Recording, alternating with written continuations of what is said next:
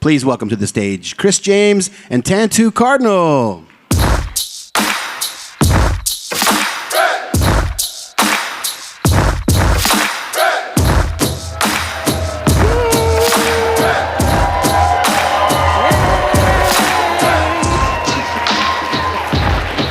Thank you so much. I want to hear another welcome after that video we just saw.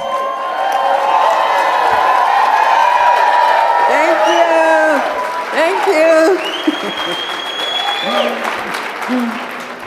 Well, thank you so much for being here. We were talking backstage.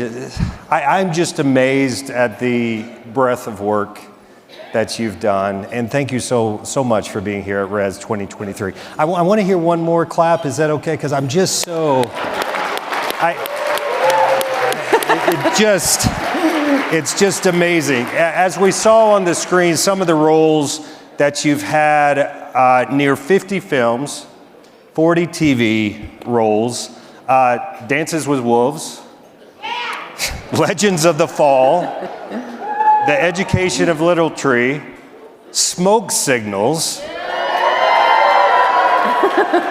an upcoming movie from Apple, Killers of the Flower Moon, Dr. Quinn, Medicine Woman, that's awesome, New Amsterdam, and one of my favorites, Three Pines, which we saw a clip of. So out of all these awesome roles, what's been your favorite? You know, every one of them, each job that I've ever done has given me something. I've learned something from it. It's been an offering in some way. And all of these things I've done over the course of probably about 50 years. When I first started doing this stuff in 1970, 71, in there. We had Native Communication Society going on at that time. So that's what I cut my teeth on, some industrial films. Dances was an opportunity to work with language. And it was so widely distributed that I think that it gave a major contribution. Before that, there had been a feature made, and I think it was all in Kiowa, and it didn't get the distribution that this movie did. And it was put into foreign film category in the Oscar world because it was an indigenous language. So I appreciate the steps that have occurred because of what Dances was able to contribute in terms of language. Legends of the Fall, I got to work with my longtime soul brother who's in spirit now, Gordon Tatusis, and to work with these masters of our craft and our art, and who love what they do. It was so nice to be in that environment and working with those people. Smoke Signals, you know. I think everyone in this room has their favorite Smoke Signals scene, I'm sure. Yeah, the Arlene, the fry bread queen. But, it's native written and native directed and heavy. This is a story of our traumas, our issues, our family issues, and it was in good hands. And so it was nice to be able to deal with these issues and know that they were going to be handled properly. That was nice. And if I was to choose one of your list, it would be Three Pines. Because, let's hear it.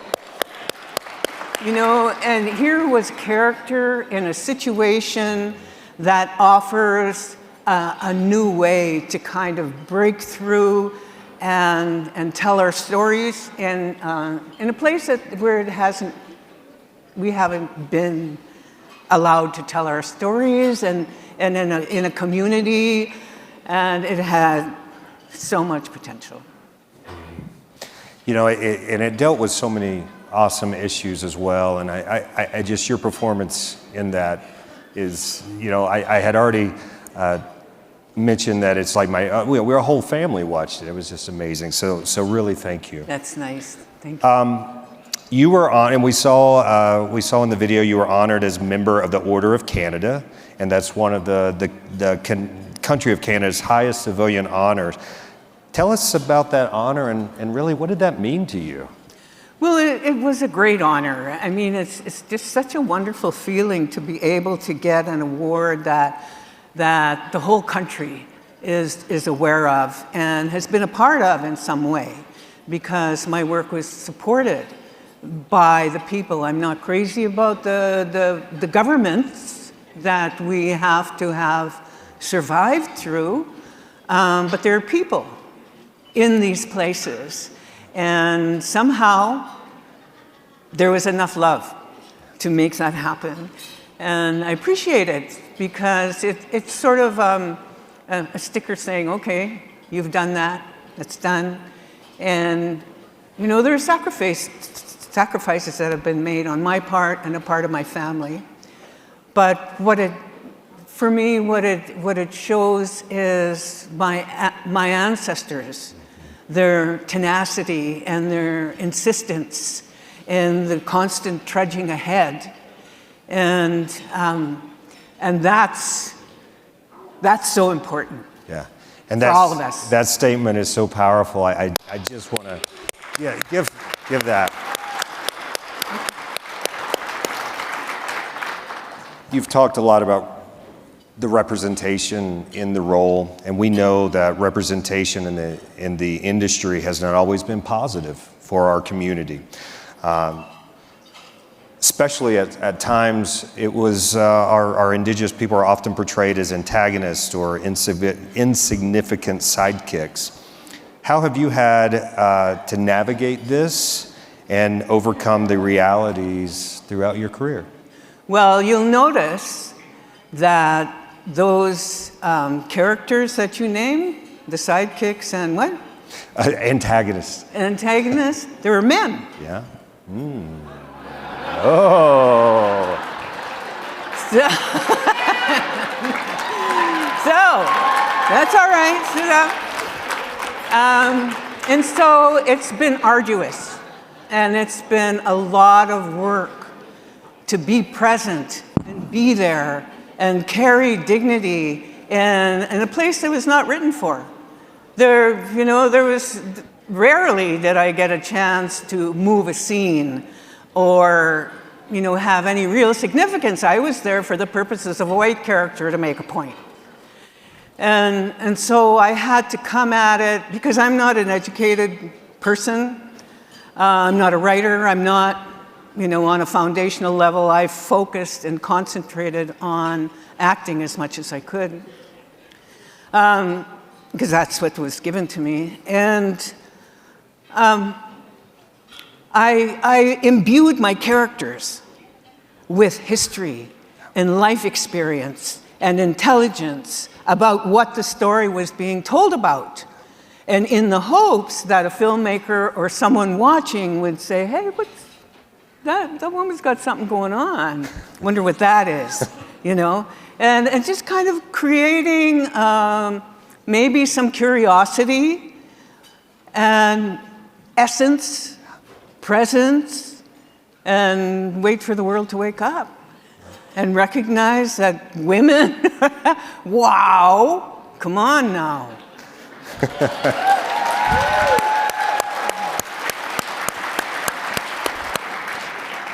So to follow up a little bit, how have you seen some changes, or have you? We have some wonderful shows out now. You had mentioned even Smoke Signals that was one of a pioneer. But what are some of the changes that you've seen? Are there more directors and writers, and just what are some of your thoughts on that? Well, I've seen changes within writers and producers and directors over the course of time. We've come through the 60s and the 70s and the civil rights movement and the women's movement and the different movements in our whole indigenous world. And we have imbued society, and we have imbued this industry with our presence. And so we have grown in awareness, and we have shown awareness. We have grown up this society with our struggles and the amazing people that have come forward in our communities to educate and to set the record straight. And because, colonialism and genocide have made it pretty difficult. And it's our people, the beauty and power of who we are, that has really made a difference. And the creators today, our creators today have inherited much blood and marrow from the door, and are able to get through doors and windows that have become more accustomed to sharing that space. Wow. Again, powerful.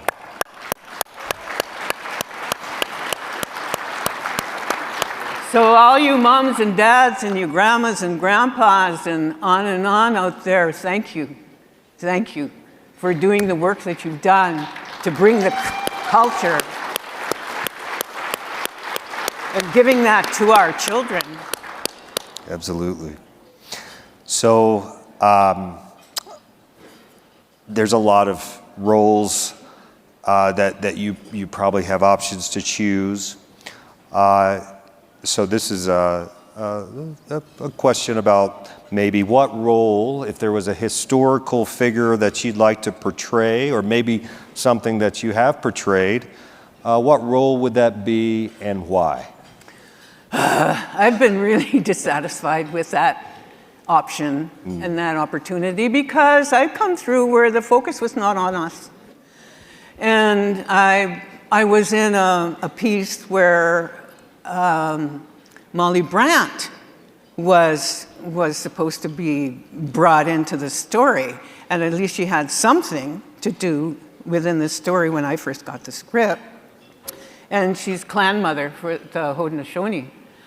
And by the time that was done, most of her stuff had been cut.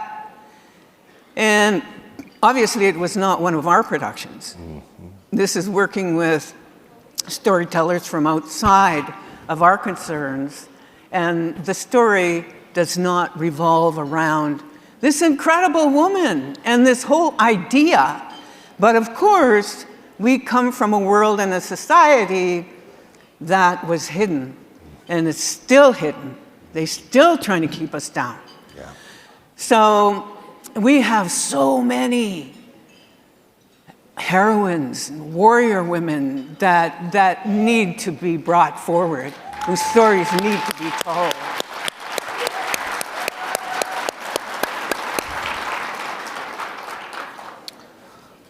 So Res has a significant entrepreneurial and business aspect, or there is an entrepreneurial and business aspect to acting, and a lot of that is portrayed here at Res with the entrepreneurial spirit.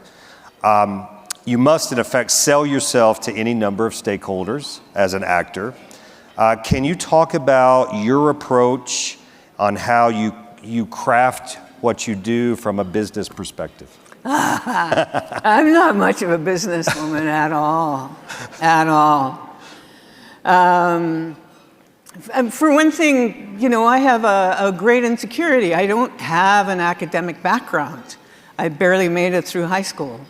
And I pick up my education as it comes by, as it floats by. I pick people's brains and I learn as I go, depending on what I need to learn at the time. And that insecurity of not having a linear kind of way of approaching things is sort of daunting and intimidating. And then along came COVID, and being stuck in one spot and the opportunity to do an absolute cleanse.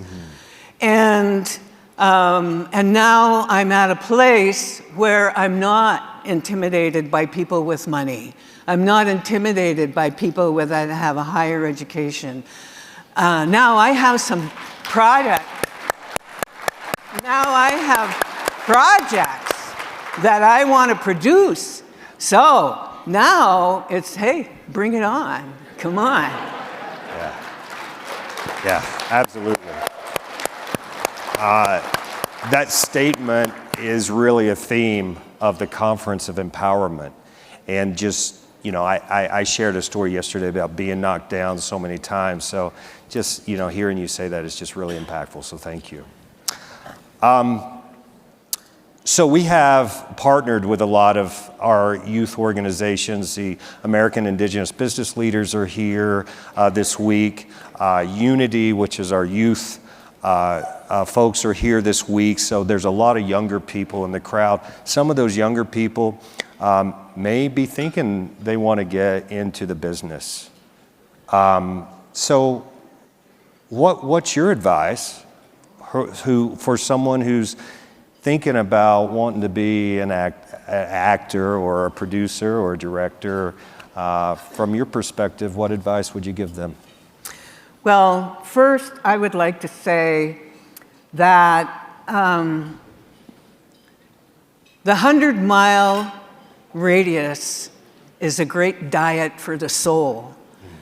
And I would love to see communities really nurture their creators, really nurture their artists right in the community, because that's where the real stuff comes from. And in terms of, what did I say? What question was that again? We would be on question number 9. I had to skip a little bit ahead. My apologies. I should have given you a heads up. What the heck? What did I say about that? It's okay. Here's what I said about that. It's been a long time to breathe in worthiness. Understand your fears. Respect life experience. Know that to decide to be an artist is to say, I can take it. I can and will take what comes in order to understand the human condition. I will do my duty and explore our experiences to carry them forward in a good way. We are in this together, but understand we are not all healed. There's a lot of treachery out there. So be grounded. Keep the ones who truly love you close.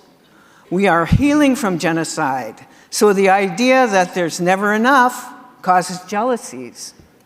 Make sure you don't deny your expression, because someone might get jealous. Take care of yourself. Be safe. And that's not easy. Our soul is demanding and takes us to dangerous places along the edge sometimes. Remember, your ancestors love you.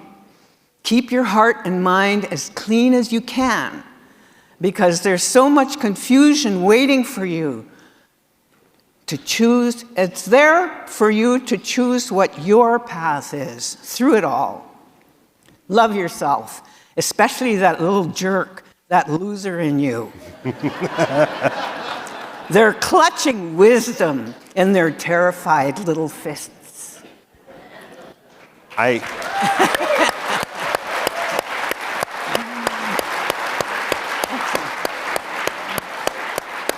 one of my adages is a mistake is a gift to further understanding.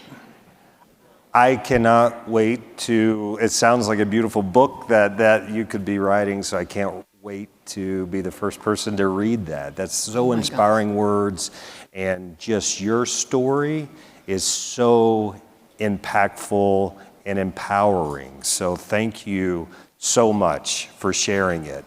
I do have one last question. What's next on the horizon? Well, I have 3 projects that I want to start producing. Taking Care of Me And also, I've got a school going back in Alberta, and it's in the community. And I brought it there because too often we have in our communities, a workshop will come in and spend a weekend or maybe a week, and if we're lucky, 2 weeks, and they're gone. And we never hear from them again. And so this, in my school, is called Tantoo Cardinal's Taproot Actors Academy. How's that? And I brought it to a community where the leadership said, our job is to make sure that the young people get what they want in terms of when they see something that they want to do, it's our job as leaders to make sure that they're able to do it. So it's in the community, and we get stories from our own community, our history, our culture, and the community is the support. And the community is our lot, our film lot. And they just ran a bingo. They made over $5,000 to try to get some computers. We don't even have a building. That's how our community supports us. Yeah. And we have access to the town, the stage, to the different rooms that there are available, the lake, the beach, the cabins. Woo! And the kids, so healthy. It's so healthy for the kids and the parents and the guardians and the foster parents. It's just magic. It's beautiful. That's amazing. Well, on behalf of the audience here, thank you for empowering for generations. You are such an inspiration to so many people. And I just am amazed that I'm sitting here with you on stage, by the way. So thank you. I'm amazed I'm sitting here with you on stage. Thank you very much. Thank you, Zabe. Where is he? Consul General, for inviting me here, and for you for opening up. Thank you. Thank you. Thank you. Thank you so much.